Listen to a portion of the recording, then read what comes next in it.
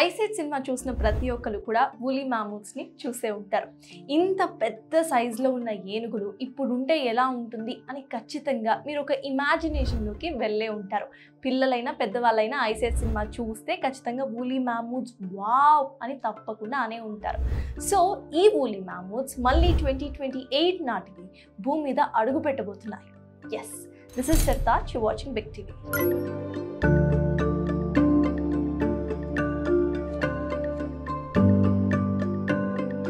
Woolley mammoths, అసలు woolly మామూత్స్ అంటే ఏంటి? ఇవి ఎందుకు అంతరించిపోయాయి?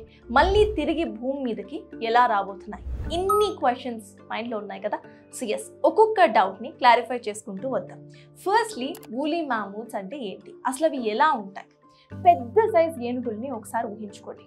మన ఏనుగులను ఒకసారి ఊహించుకొని దానికంటే ఒక ట్రిపుల్ సైజ్ ఏనుగును ఊహించుకోండి. అంత పెద్ద ఆకారంలో చాలా జుట్టుతో ఉండే యానిమల్సే వూలీ ఎలిఫెంట్స్ అని అంటాం. దీని దంతాలు కూడా చాలా పెద్దగా కర్వ్ అయి ఉంటాయి అనమాట. అంటే లోపలికి తిరిగి ఉంటాయి, చాలా పెద్ద ఆకారంలో ఉంటాయి. దీని ఫర్ ఒకసారి మనం గమనిస్తే 2 లేయర్ ఫర్ దీనికి ఉంటుంది.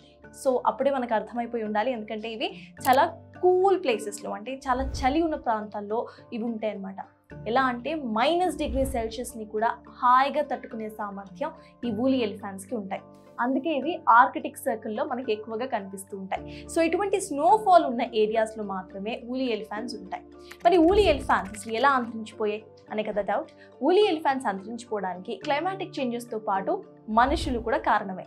అయితే చాలామందికి వూలీ ఎలిఫెంట్స్ అండ్ మనుషులు కలిసి జీవించలేదు అని అనుకుంటూ ఉంటారు. అంటే మనుషులు పుట్టిన టైంకే వూలీ ఎలిఫెంట్స్ చనిపోయాయి, లేకపోతే ఎక్స్టింక్ట్ అయిపోయాయి అని చాలామంది అనుకుంటూ ఉంటారు. అయితే ఇది అపోహ మాత్రమే, ఎందుకంటే హ్యూమన్స్ అండ్ వూలీ ఎలిఫెంట్స్ ఇద్దరూ కూడా ఎకోసిస్టమ్ని షేర్ చేసుకొని బతికిన రోజులు ఉన్నాయి.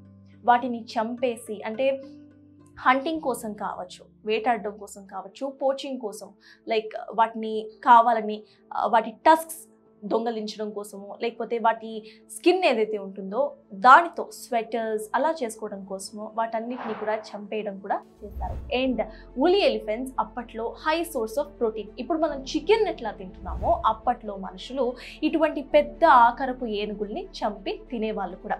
ఎట్ ద సేమ్ టైం వీటిని చంపేసి వీటి దంతాలు, వీటి బోన్స్ ఏవైతే ఉన్నాయో వాటితో ఇల్లులు కూడా నిర్మించుకునేవాళ్ళు. ఎందుకంటే మీరు ఒకసారి ఊహించుకోండి, మన దగ్గర ఉన్న ఎలిఫెంట్ ఎంత పెద్దగా ఉంటుంది మనకంటే, దానికంటే ట్రిపుల్ సైజ్ ఎలిఫెంట్. సో దాని బోన్స్ ఎంత పెద్దగా ఉంటాయి. ఆ బోన్స్తో ఇల్లులు కూడా నిర్మించుకునేవాళ్ళు. ఆ స్కిన్ని తీసుకొని ఆ ఇంటి మీద వేసుకునేవాళ్ళు చలి నుండి తప్పించుకోవడానికి, లేకపోతే వాళ్ళు కప్పుకునేవాళ్ళు చలి నుండి తప్పించుకోవడానికి. సో అట్లా వేటాడడం వల్ల అండ్ క్లైమాటిక్ చేంజెస్ వల్ల కూడా డ్రాస్టిక్గా ఇటు క్లైమేట్ తగ్గుతూ వచ్చింది, అంటే చలి తగ్గుతూ వచ్చింది. సో చలి తగ్గుతూ వచ్చినప్పుడు అవి అంతరించిపోవడం స్టార్ట్ అయ్యాయి అన్నమాట. సో అలా వూలీ ఎలిఫెంట్స్ అంతరించిపోవడానికి క్లైమేట్తో పాటు మనుషులు కూడా ఒక కారణం. సో ఇప్పటి వరకు మనం వూలీ ఎలిఫెంట్స్ అసలు ఎలా ఉంటాయి, ఎలా అంతరించిపోతాయి అనేవి తెలుసుకున్నాం. అయితే ఈ అంతరించిపోయిన స్పీషీస్ని మళ్ళీ మనిషి ఎందుకు పుట్టించాలి అనుకుంటున్నాడు? మళ్ళీ ఈ అంతరించిపోయిన వూలీ ఎలిఫెంట్స్ అసలు భూమి మీదకి ఎందుకు రావాలి? సరే, రావాలని అనుకుందాం. అది ఎలా సాధ్యం? ఇవే కదా మీ డౌట్స్. సో ఈ డౌట్స్ని కూడా క్లారిఫై చేసుకుందాం. ఫస్ట్లీ, వూలీ ఎలిఫెంట్స్ ఒకప్పుడు ఏం చేసేవి అనేది ఒకసారి గుర్తు తెచ్చుకుందాం. వూలీ ఎలిఫెంట్స్ ఇందాక చెప్పినట్టు చాలా పెద్ద ఆకారంలో ఉంటాయి. సో జనరలీ ఎక్కువ సైజ్, ఎక్కువ వెయిట్ ఉన్న ఆకారం ఏదైనా ఐస్ మీద పడినప్పుడు ఏమవుతుంది? అది కంప్రెస్ అయిపోతుంది, లేదా అది క్రష్ అయిపోతుంది. ఐస్ గోళ గుర్తు తెచ్చుకోండి. ఐస్ గోళ మనం ఎట్లా చేస్తాం? ఒక ఆకారంలో పెడతాం, ఆ షేప్ మౌల్డ్లో పెట్టిన తర్వాత గట్టిగా ప్రెస్ చేస్తాం, దానివల్ల దానికి ఒక షేప్ వస్తుంది. సేమ్ అలానే వూలీ మామూత్స్ కూడా అక్కడ తిరిగినప్పుడు, ఐస్లో తిరిగినప్పుడు అది కంప్రెస్ అయిపోతుంది. సో అలా కంప్రెస్ అయినప్పుడు ఐస్ మెల్ట్ అవ్వటం చాలా చిన్నగా మెల్ట్ అవుతుంది అనమాట. ఐస్ ప్రెజెంట్ మనం ఒకసారి చూసుకుంటే ఆర్కిటిక్ సర్కిల్ ఇస్ ఎండేంజర్డ్. త్వరలోనే ఆర్కిటిక్ సర్కిల్ పూర్తిగా మెల్ట్ అయిపోయే ఛాన్సెస్ ఉన్నాయని సైంటిస్ట్ ఎప్పుడో చెప్పారు. దీనివల్ల మనకేంటి ప్రాబ్లం అని అనుకుంటున్నారా? దీనివల్ల ప్రాబ్లం ఏంటంటే అక్కడ ఫ్రెష్ వాటర్ ఉన్నా సరే అదంతా కూడా వెళ్ళి సముద్రంలోనే కలుస్తుంది. సముద్రంలో కలిసినప్పుడు సీ లెవెల్ పెరుగుతూ వస్తుంది. మన దగ్గర భూమి, అంటే మనం నివసించడానికి ఉన్న భూమి చాలా తక్కువ. ఇటు భూమి మొత్తం కూడా, ఎర్త్ మొత్తం వాటర్తోనే నిండిపోయింది. ఒకవేళ కనుక సీ లెవెల్ అలా పెరుగుతూ వస్తే డౌన్ లెవెల్ ల్యాండ్స్ ఏవైతే ఉన్నాయో ఒక్కొక్క కాంటినెంట్ మునిగిపోతూ వస్తుంది. దీనివల్ల ఇప్పుడున్న పాపులేషన్కి మన దగ్గర ల్యాండ్ సరిపోవడం లేదు అని అంటున్నాం. అలా ఒకవేళ కనుక ల్యాండ్ ఇంకా తగ్గిపోతే ఏమవుతుందో ఒకసారి ఊహించుకోండి. సో ఆర్కిటిక్ సర్కిల్ డ్రాస్టిక్గా మెల్ట్ అయిపోతే సీ లెవెల్ పెరిగిపోవటం తథ్యం. అది మనం ఆపాలి. అదొకటి కాకుండా ఇక్కడ ఐస్ కింద చాలా వెజిటేషన్ ఉందన్నమాట. అంటే ఏదైతే ఫ్రీజ్ అయిపోయి ఉందో మెటీరియల్ అది మొత్తం కూడా ఐస్ కిందనే ఉంది. ఇది గనక ఒక్కసారి ప్రెజెంట్ ఉన్న క్లైమేట్కి ఎక్స్పోజ్ అవుతే అప్పుడు ఏమవుతుంది? చాలామంది వైరస్లు వస్తాయి, అవి వస్తాయి, ఇవి వస్తాయి, జాంబీ వైరస్ ఉంది, అది ఇది అని అంటూ ఉంటారు. యాక్చువల్లీ వాటితో అంటే వైరసెస్ కూడా ఉండొచ్చు. వాటితో పాటు మేజర్ రీజన్ ఏంటంటే దాంట్లో కార్బన్ ఎక్కువగా ఉంటుంది. సో అవి ఒక్కసారి గనక ఈ క్లైమేట్తో ఎక్స్పోజ్ అయితే కార్బన్ అనేది ఎక్కువగా పెరిగిపోతుంది. ఇప్పుడే మనకి ఆక్సిజన్ లేదు అని ఫీల్ అవుతున్నాం.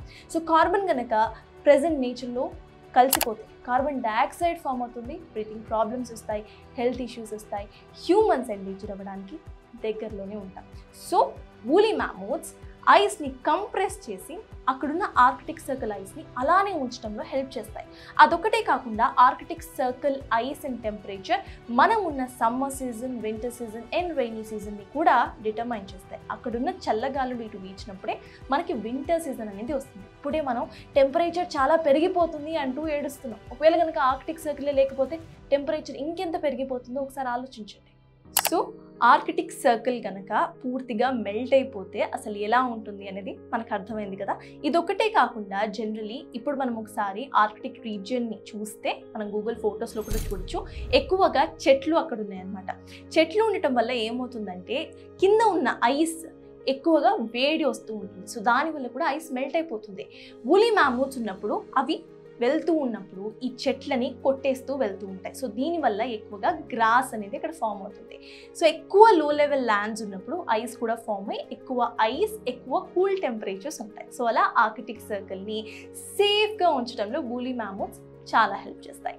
సో మనకి వూలీ మ్యామూత్స్ ఎంత ఇంపార్టెంటో అర్థమైంది, ఆర్కిటిక్ సర్కిల్ అలానే ఉండటం ఎంత ఇంపార్టెంటో కూడా అర్థమైంది. మరి వూలీ మ్యామూత్స్ని మళ్ళీ తిరిగి ఎలా జీవం పోయబోతున్నారు అనేది కదా డౌట్. సో దానికి కూడా ఆన్సర్స్ ఉన్నాయి. మనం ఒకసారి ఏషియన్ ఎలిఫెంట్స్ గురించి ఆలోచిద్దాం. ఏషియన్ ఎలిఫెంట్స్ అంటే మన ఇండియన్ ఎలిఫెంట్సే. ఇండియన్ ఎలిఫెంట్స్కి వూలీ మ్యామూత్స్కి 99.6% DNA మ్యాచ్ అయిందంటే మీరు నమ్ముతారా? నిజం. సో వాటికి 99.6% DNA మ్యాచ్ అయింది. ఇప్పుడే మనం జీనోమ్ టెక్నాలజీస్ వచ్చేస్తాయి. మన DNA అంటే మన బ్లడ్ తీసుకొని మనం ఫ్యూచర్లో ఎటువంటి ప్రాబ్లమ్స్, హెల్త్ ఇష్యూస్ ఫేస్ చేస్తామో క్లియర్గా చెప్పే రిపోర్ట్స్ చాలానే ఉన్నాయి. సో ఈ జీనోమ్ టెక్నాలజీతోనే ఇప్పుడు ఈ 99.6% DNA మ్యాచ్ అవుతుంది. కాబట్టి మన దగ్గర ఆల్రెడీ మ్యామూత్ స్కల్ప్చర్స్ ఉన్నాయి, మ్యామూత్స్ అంటే చనిపోయిన డెడ్ బాడీస్ ఉన్నాయి. కాబట్టి వాటి నుండి కూడా DNA తీసుకొని ఈ రెండింటిని మర్జ్ చేసి కొన్ని DNA జీనోమ్స్ మనం ఆల్టర్ చేస్తే మనకి వూలెన్ మ్యామూత్స్ మళ్ళీ తిరిగి వస్తాయన్నమాట భూమి మీదకి. అయితే కొలాసల్ కంపెనీ 2028 నాటికి వూలీ ఎలిఫెంట్ కాఫ్ అంటే వూలీ ఎలిఫెంట్ పిల్ల, ఏనుగు పిల్ల మళ్ళీ భూమి మీదకి అడుగు పెట్టబోతోంది అంటూ ధీమాగా చెప్తోంది. సో వెయిట్ చేద్దాం మరి 2028 వరకు వూలీ ఎలిఫెంట్ నిజంగా రాబోతుందా లేదా అనేది. హార్డ్లీ ఇంకో 3 years మనకి ఉంది కాబట్టి, సో ఇంకో 3 yearsలో వూలీ ఎలిఫెంట్ మళ్ళీ భూమి మీదకి రాకపోతోంది. దాంతోపాటు ఒకవేళ ఎక్స్పెరిమెంట్ కనుక సక్సీడ్ అవుతే ఇంకా ఎన్నో ఎక్స్టింక్ట్ యానిమల్స్ ఉన్నాయి, వాటన్నిటిని కూడా తిరిగి భూమి మీదకి తీసుకొచ్చే అవకాశం మన చేతిలో ఉన్నట్టే అవుతుంది. ఇప్పుడు మనం ఒకసారి చూసుకుంటే ఇండియన్ ఎలిఫెంట్స్, ఏషియన్ ఎలిఫెంట్స్ కూడా ఎండేంజర్డ్ స్పీషీస్లోకి వెళ్ళబోతున్నాయి. సో వీటిని కూడా కాపాడుకోవడానికి మార్గం సుగమం అవుతుంది. సో ఇంకో 3 ఏళ్ళు ఆగితే ఎక్స్టింక్ట్ యానిమల్స్ని మళ్ళీ తీసుకురాగలమా లేదా, వూలీ ఎలిఫెంట్స్ మళ్ళీ భూమి మీదకి వస్తాయా రావా అనే క్వశ్చన్స్కి క్లారిఫికేషన్ అయితే వచ్చేస్తుంది. So yes, that's all for now. Keep watching Big TV. For more videos like this, subscribe Big TV channel.